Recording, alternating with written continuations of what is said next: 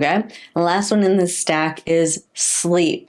Oh my gosh, I've made whole videos on this as well, but sleep is so important, quality sleep. And 1 in 3 people after a stroke have been diagnosed with a sleep disorder, meaning you're not getting quality sleep. So I'd say first and foremost and most important is if you wear CPAP or you've been prescribed a CPAP, wear your CPAP.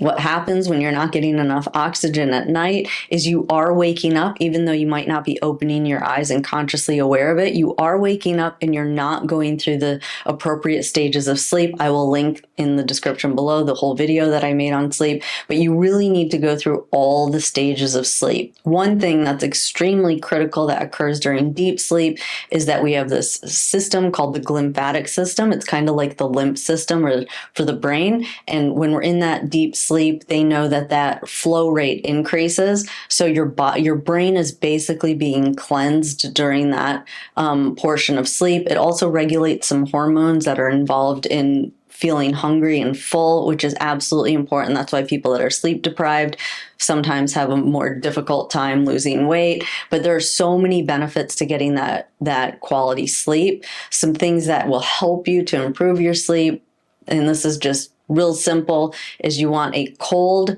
dark, quiet room. You don't want any noise. You want it as dark as possible. And about 68 degrees, I think, is the consensus amongst the scientists as far as what is an ideal room temperature to really get good quality sleep. And remember, you might be kind of doing these like unconscious awakes during the night because you have either sleep apnea or you have sleep apnea.